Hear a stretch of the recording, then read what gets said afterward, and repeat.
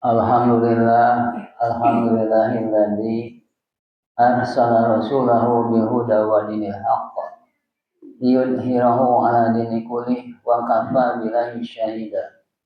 Asyhadu an la ilaha illallah wahdahu la syarikalah wa asyhadu anna Muhammadan abduhu wa rasuluh.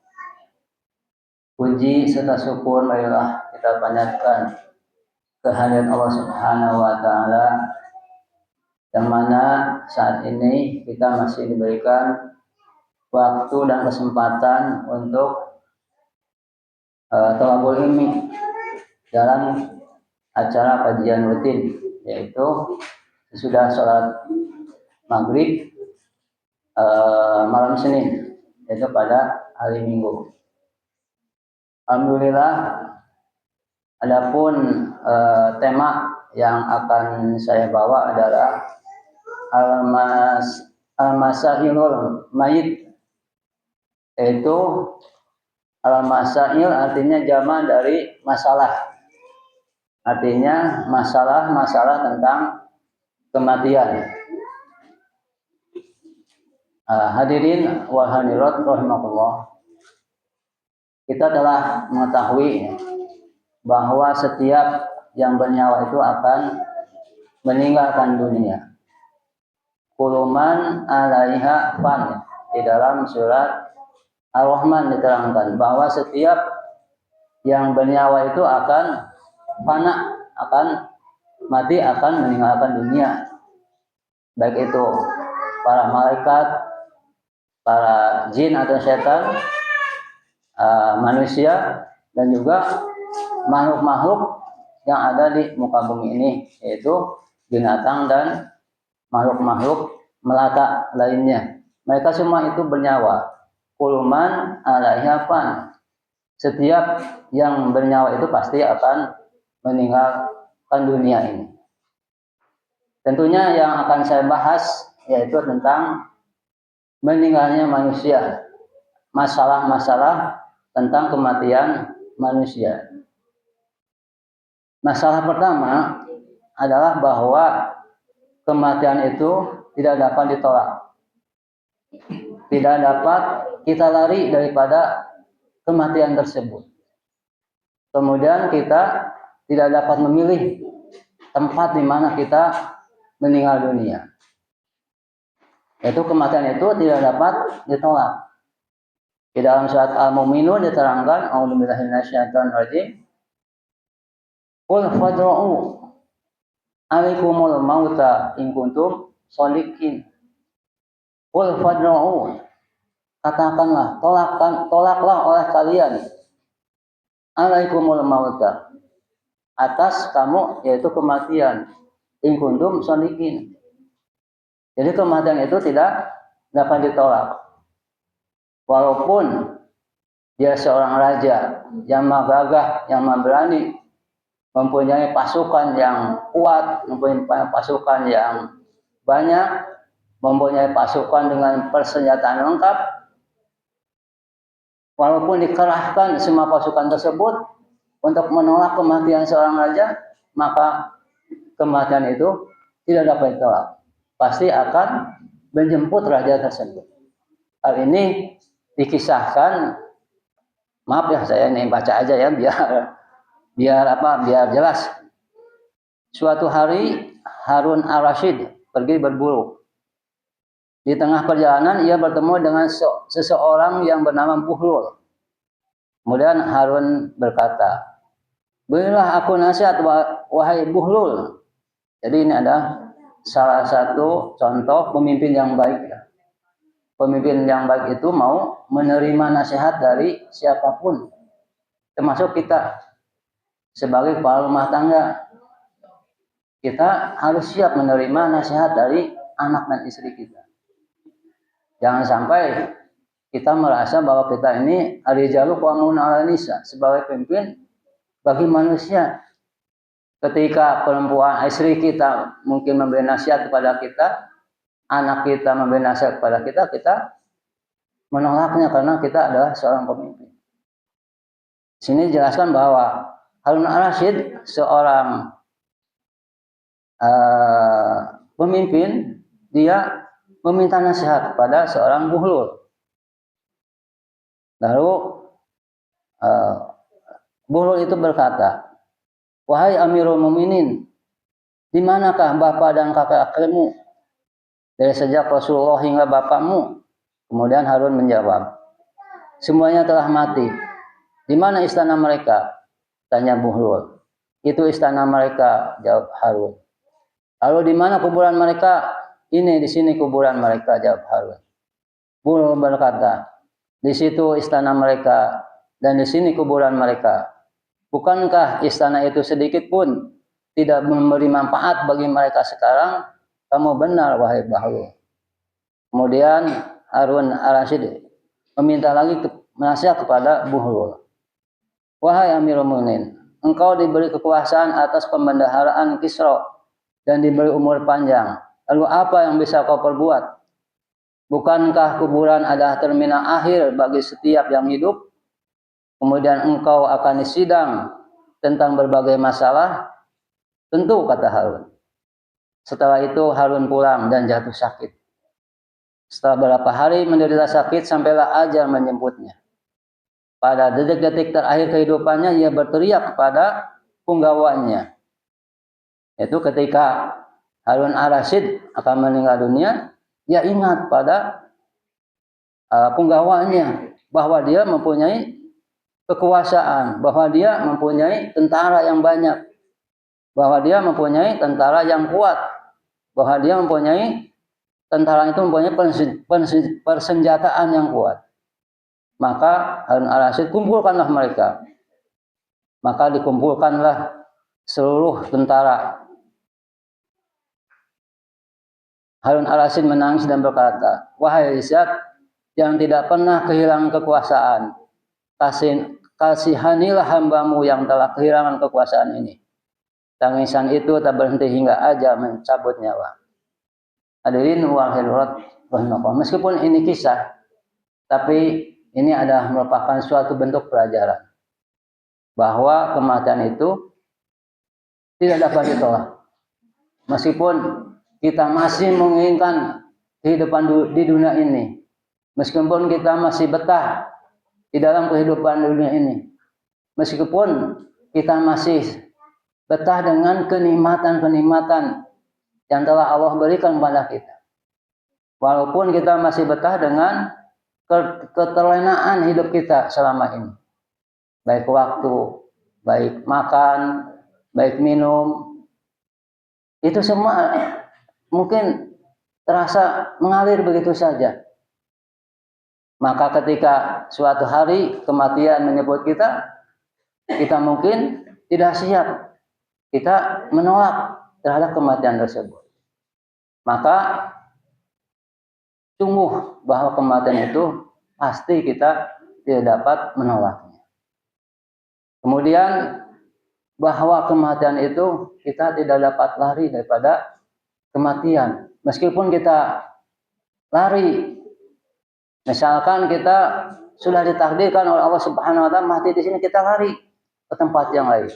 Kita lari ke daerah yang lain. Bahkan kita lari ke negara yang lain pun, maka kematian itu tidak dapat kita lari daripada kematian tersebut. Di dalam surat Al-Jum'ah diterangkan, "Qul innal mauta alladzi tafiruna minhu fa innahu mulaqikum."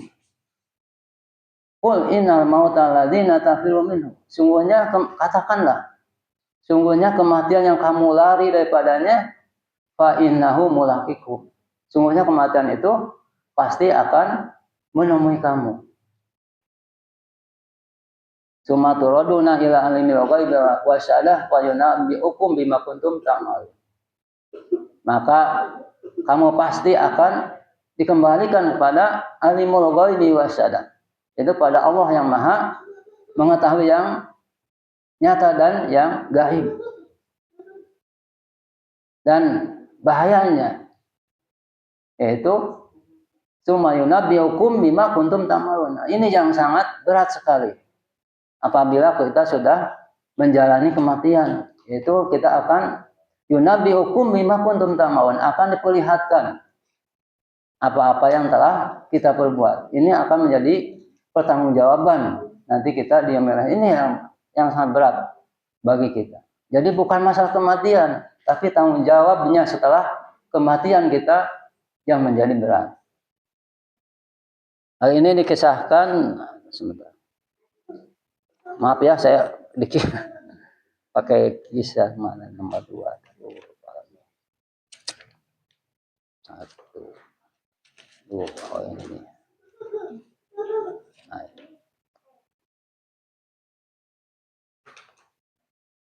Nah, ini tersebutlah seorang menteri ya di zaman era Nabi Daud ya.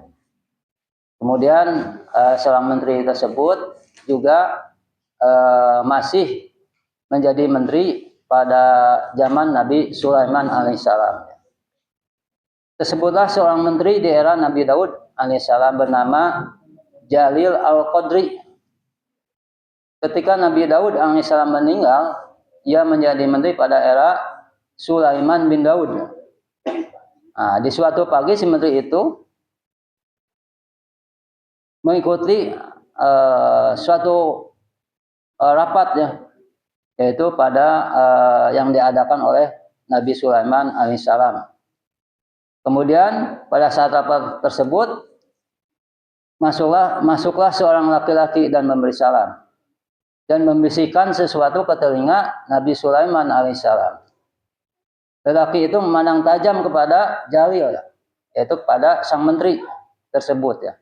Jadi setelah seorang tersebut adalah malaikat maut ya, menjelma menjadi seorang lelaki, kemudian menghadiri suatu majelis pada zaman tersebut, pada saat tersebut, lelaki tersebut membisikkan sesuatu kepada Nabi Sulaiman alaihissalam dan dia memandang tajam kepada Jalil tersebut, kepada sang menteri tersebut. Kemudian si sang menteri itu ketakutan karena siapa orang tersebut yang begitu dekat dengan Nabi Sulaiman alaihissalam dan membisikkan sesuatu dan melihat tajam kepada dirinya. Maka ia pun sangat ketakutan sekali.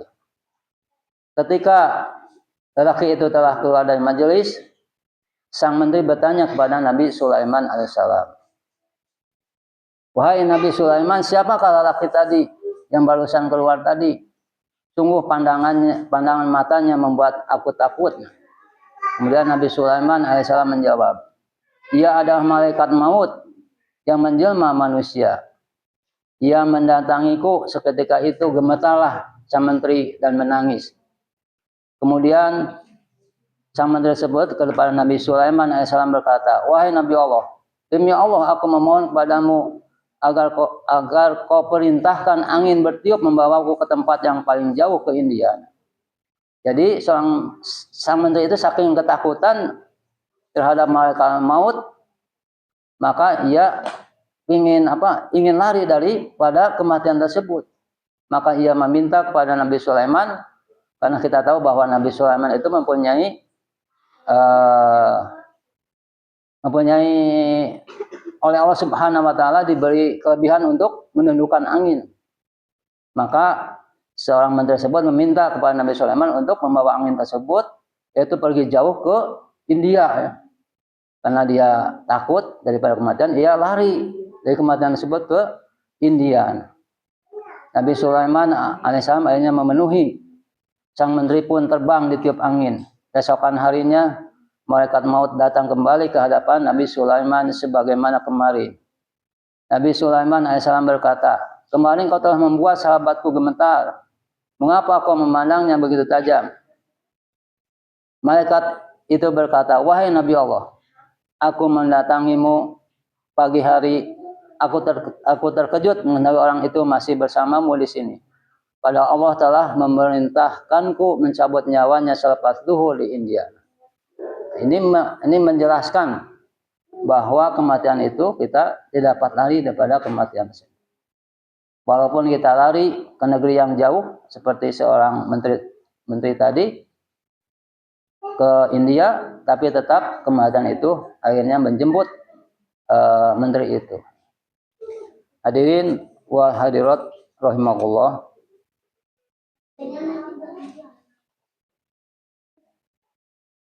Kemudian selanjutnya bahwa kita tidak dapat memilih tempat di mana kita ingin mati. Boleh jadi, mungkin saja kita sudah betah di tempat ini. Kita dengan ikhwan-ikhwan yang biasa berkumpul di pengajian ini. Boleh jadi kita sudah mempunyai kematangan hidup di tempat ini. Boleh jadi kita sudah merasa tentram dengan lingkungan ini. Lalu kita menginginkan bahwa kita mati di tempat ini. Maka itu tidak dapat kita mengingini kematian tersebut di tempat yang kita ingini. Karena tempat kematian itu adalah rahasia Allah Subhanahu wa taala. Di dalam surat Luqman ayat terakhir, Allah Subhanahu wa taala berfirman, "Wa ma tadri nafsun ma taksibu ghadan." Dan tidaklah manusia atau seorang jiwa itu akan mengetahui apa yang akan ia perbuat pada esok harinya.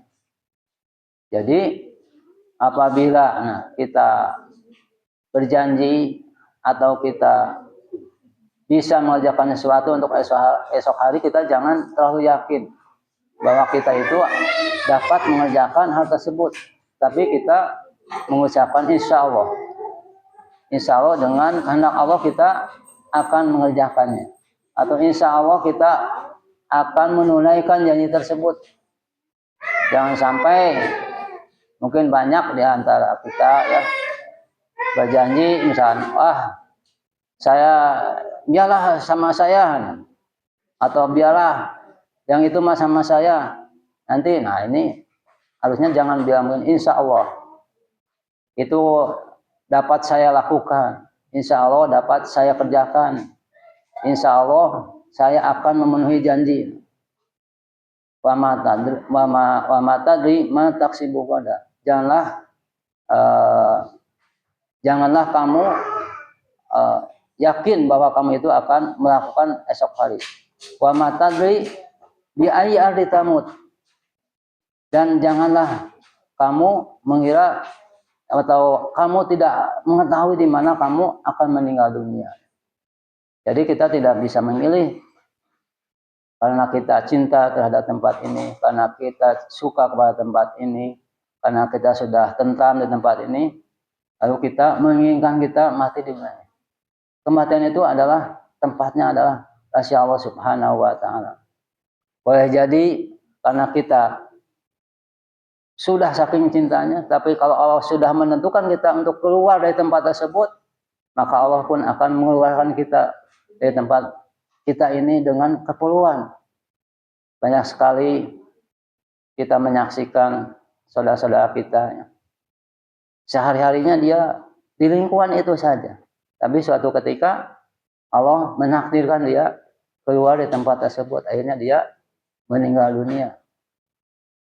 Di sana juga waktu di Bandung, dia itu orang Jawa tinggal di Bandung, tapi suatu ketika dia pergi ke Jawa dan akhirnya meninggal di Jawa. Jadi rahasia tempat kematian kita itu adalah rahasia Allah Subhanahu wa taala.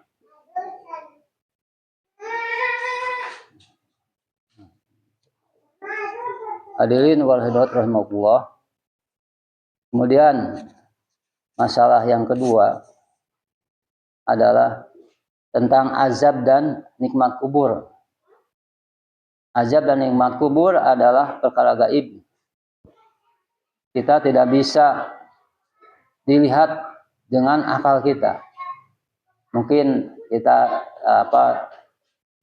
pernah menyaksikan di dalam YouTube kuburan itu dipasang kamera untuk mengetahui azab dan nikmat kubur. Padahal itu adalah sesuatu yang gaib. Alam kubur beda dengan kuburan. Alam kubur adalah alam barzah. Alam barzah itu adalah pemisah antara dunia dan alam kubur. Jadi tidak dapat dapat disampaikan oleh akal. Karena manusia itu apa? Emang orang yang berakal mencoba-coba ya. Di dalam kuburan itu dipasang kamera dan lain sebagainya. Itu adalah sesuatu yang sangat mustahil dan boleh jadi itu adalah merupakan suatu pembantahan kepada Allah Subhanahu wa taala. Karena mereka menentang tentang adanya alam gaib.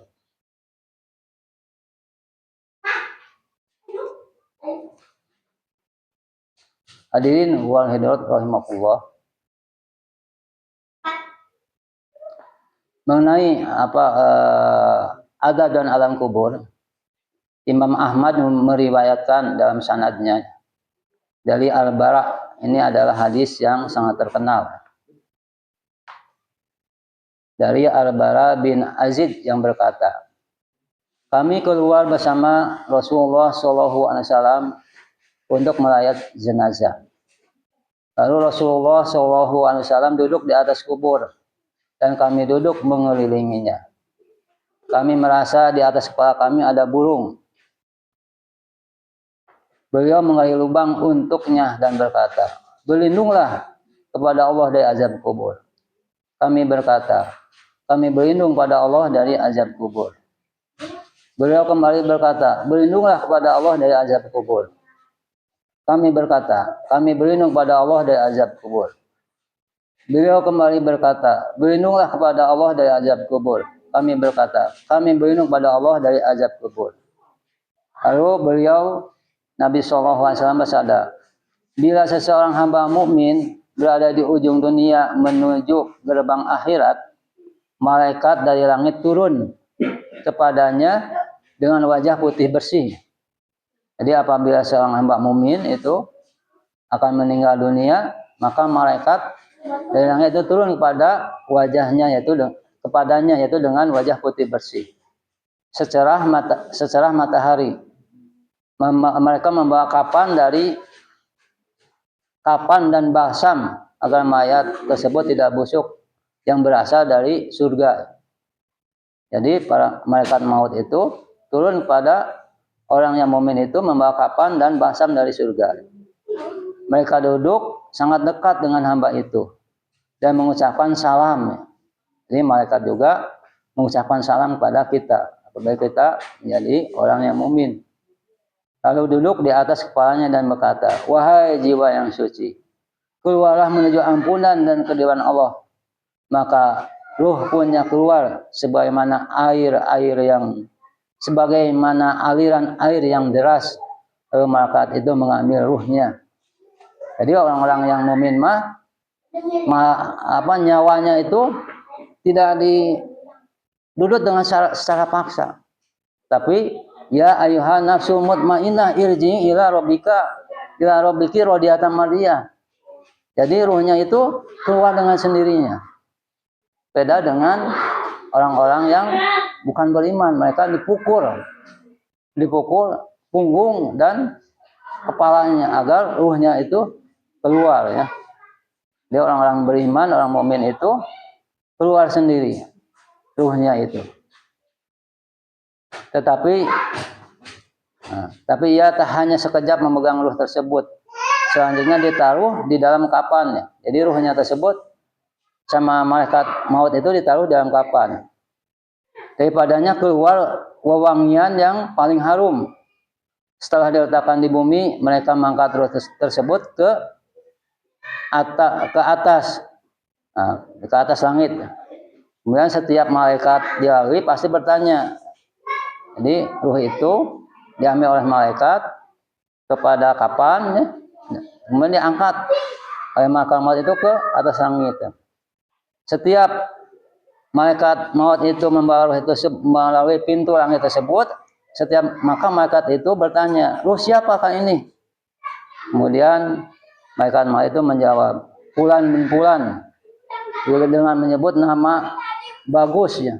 Jadi orang mukmin mah dibagus-bagus namanya oleh malaikatnya. Begitulah sampai mereka tiba di batas akhir langit bumi.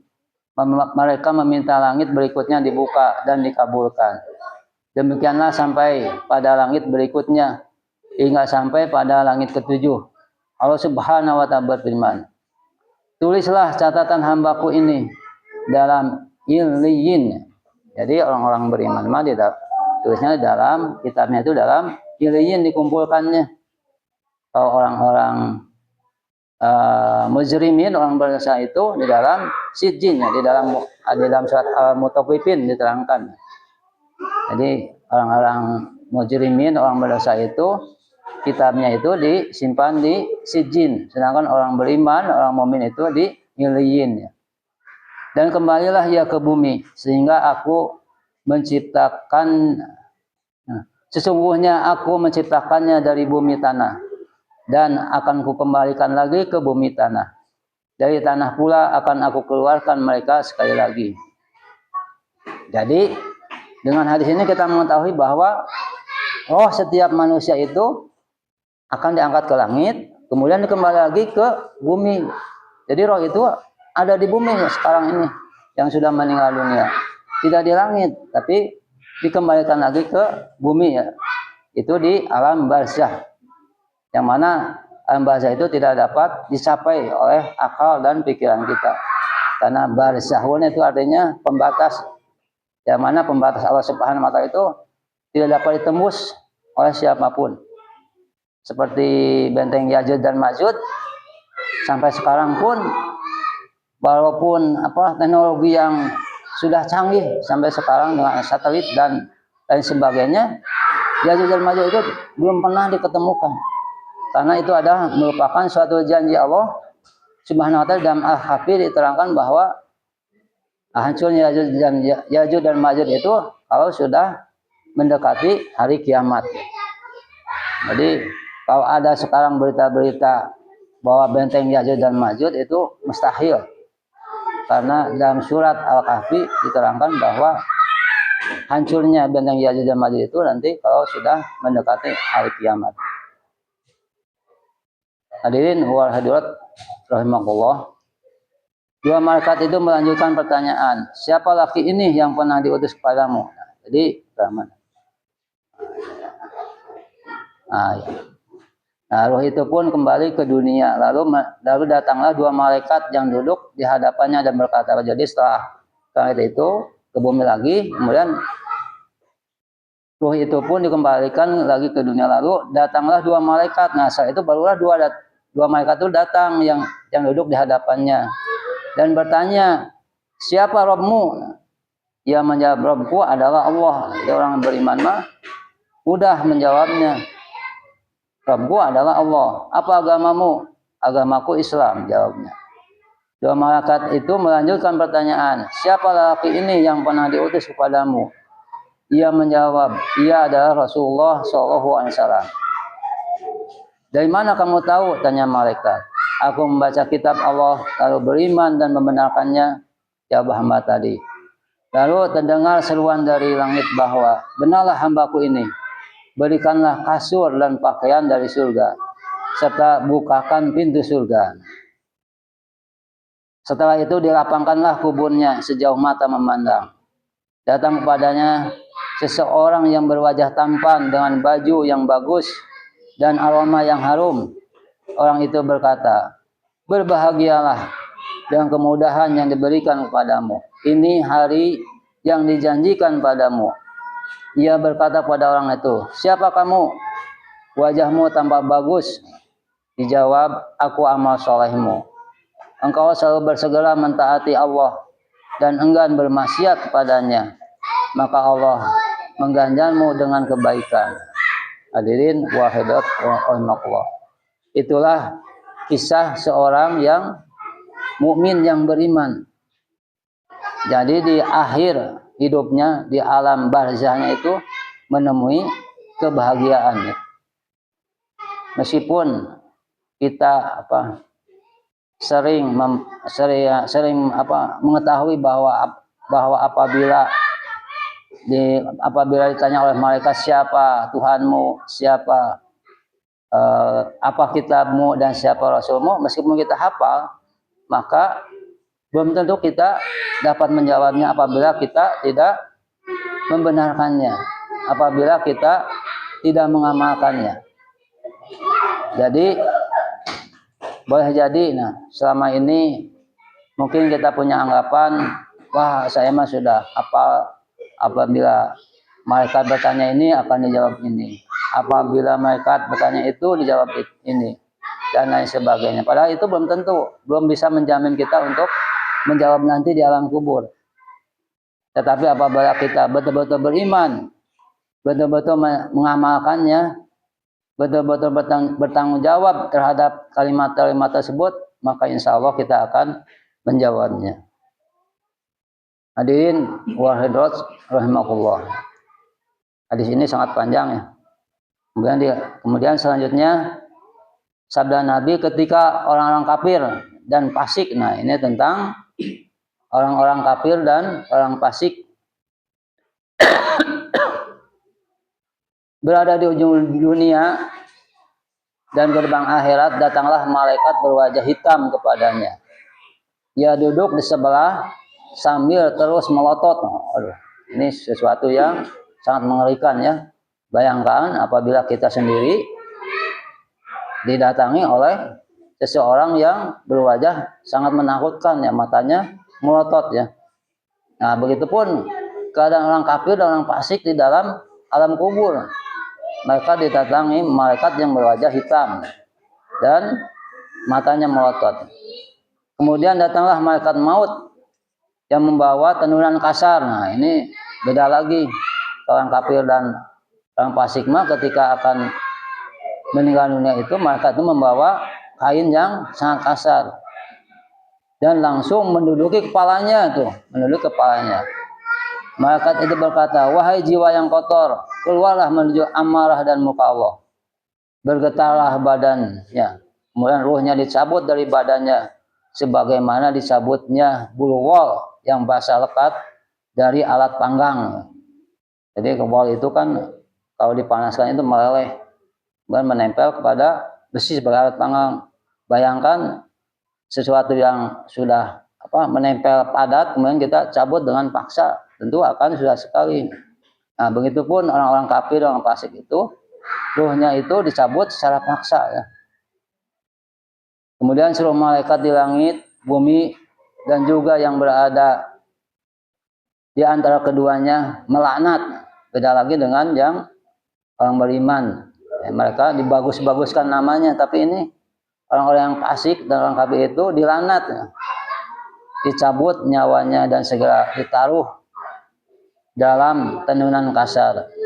Di tempat itu berhembuslah bau bangkai yang sangat paling busuk di dunia.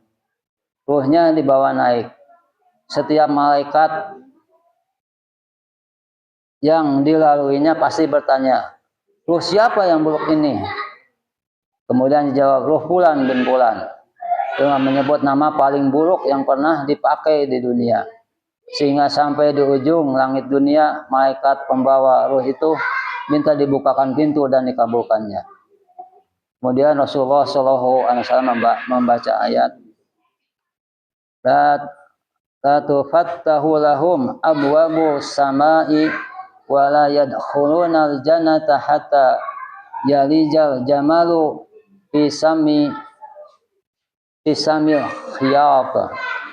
Tidak akan dibukakan pintu langit dan tidak akan dibukakan pintu langit bagi mereka, dan tidak akan masuk surga sampai seekor unta mampu masuk ke lubang jarum.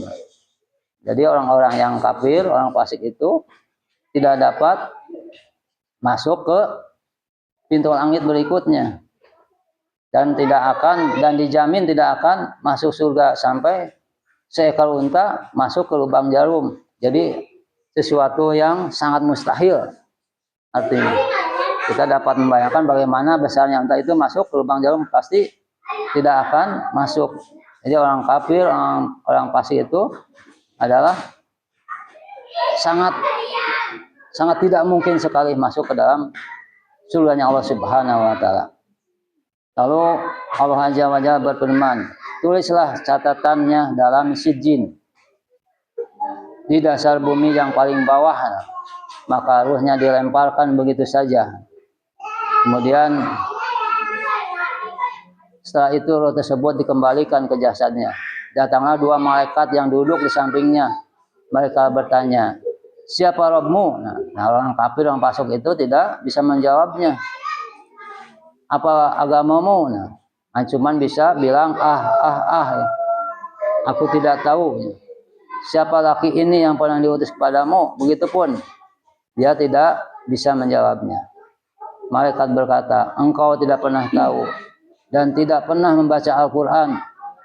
Kemudian terdengarlah suara dari langit bahwa ia ada seorang pendusta. Lalu disediakanlah baginya kasur dari neraka dan dibukakan pintu neraka. Ia merasakan panasnya api neraka dan angin panas yang menghembus darinya. Kuburannya pun menyempit sehingga menemukan tulang-tulangnya. Lalu datanglah seseorang yang buruk rupa dan pakaiannya, aromanya busuk menyengat. Ia berkata, berbahagialah dengan kejelekanmu. Jadi ini orang fasik, orang kafir mah amalnya itu dengan seorang yang buruk rupa dan perkataan-perkataannya itu sangat menyakitkan. Engkau enggan taat kepada Allah, tetapi sangat bersemangat dalam bermaksiat, maka Allah mengganjarmu dengan kejelekan. Mayit itu bertanya, siapa kamu? Wajahmu amat buruk. Kamu itu berkata, akulah amalanmu yang buruk. Hadirin wa hadirat rahimakumullah. Sebetulnya masih panjang masalah-masalah tentang mayit, berhubung waktu ya. Mungkin dapat saya cukupkan sekian saja. Mudah-mudahan apa-apa yang telah saya bacakan ini bukan menerangkan, membacakan saja dapat menjadi ibrah bagi kita supaya kita bersiap-siap dengan apa yang pasti akan menimpa kita, yaitu tentang kematian. Jangan sampai kita melalaikan kehidupan di dunia ini. Kita teruslah beramal, yaitu dengan amal-amal yang soleh, amal-amalan yang benar, amal-amalan yang pasti akan diterima oleh Allah Subhanahu wa Ta'ala. Kita jangan ragu-ragu terhadap amalan kita. Karena apa? Kita beramal harus dengan ilmu. Kalau kita sudah yakin amal kita dengan ilmu, sudah yakin amal kita dengan ikhlas, sudah yakin amal kita dengan ridho kepada Allah Subhanahu wa Ta'ala, maka kita harus yakin bahwa amal kita diterima oleh Allah Subhanahu wa Ta'ala. Karena keraguan-keraguan itu adalah bisikan-bisikan dari setan. Kita jangan ragu-ragu, kita harus yakin terhadap amal kita. Kita harus yakin bahwa apa yang kita kerjakan atau harus dipertanggungjawabkan. Dengan apa? Kita dengan ilmu.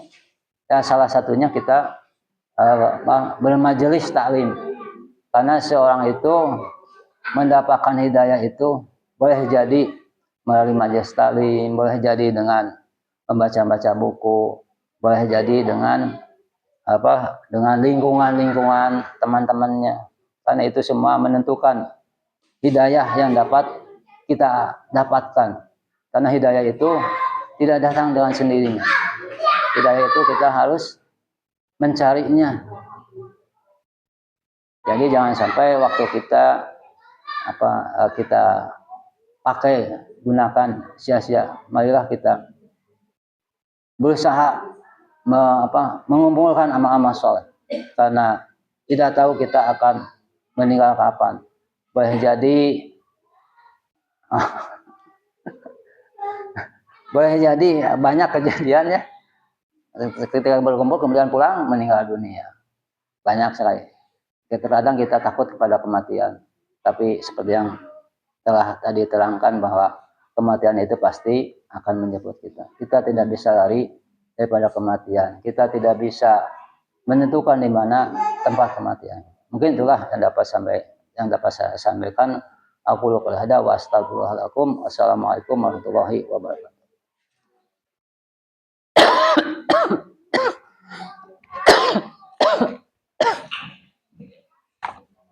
Nah, turun mohon ke Pak Ustaz Ustaz Muhammad Asli anu parantos masihan tausiahna dina pengajian malam Senin ayeuna. Sebagai doa, jazakumullah khairan katsiran. Mudah-mudahan biasa janten ilmu anu bermanfaat kangge urang sadayana. Nyata tadi disampaikan yang kematian teh tidak melihat umur, tidak melihat muda atau tua, tidak melihat sakit atau sehat. Kematian itu bisa saja terjadi kapan saja sesuai kadar atau takdir yang telah ditetapkan oleh Allah Subhanahu wa taala. Maka seyogianya kita harus senantiasa bersiap-siap untuk mencari amal untuk kita nanti setelah kematian. Jadi jangan yang harus ditakutkan itu adalah setelah kematiannya, apakah kita bahagia atau sengsara di akhirat. Jadi kematian itu pasti akan terjadi. Semua makhluk hidup itu akan melewati kematian. Ini harus kita pikirkan atau yang harus kita inginkan adalah kita mencari amal, kita mencari pahala untuk bisa bahagia setelah kematian, yaitu tentunya mudah-mudahan kita semua bisa dimasukkan ke dalam surganya Allah Subhanahu wa taala. Amin. Bapak Ibu, pilih ayah anu didiskusikan. Masih ada 1 menit atau 2 menit lagi. 5 menit ya. Kalau dapat kawasan ayah abu lah. Saya kembali ditawarkan atau berdiskusikan. Pak Kawis tadi masalah kematian, Kawis masalah alam kubur di mana kami daya yang paling daya lain atas kami daya bangsa lain kemudian malam Senin pada kesempatan ini mudah-mudahan orang sadayana diterima Allah Subhanahu wa taala dan diridhoi setiap langkah-langkah kita dan semoga semua yang telah kita lakukan diterima amal ibadahnya Allah Subhanahu wa taala.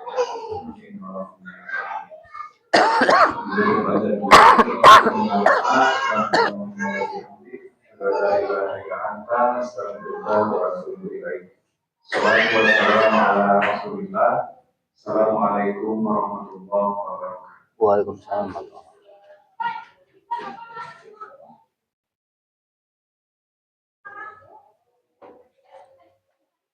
Soalan deui.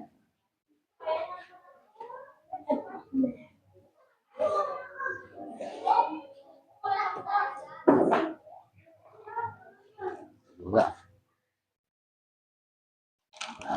Tunggu. Biasa nyarana enak Pak atas dia. Aman ya.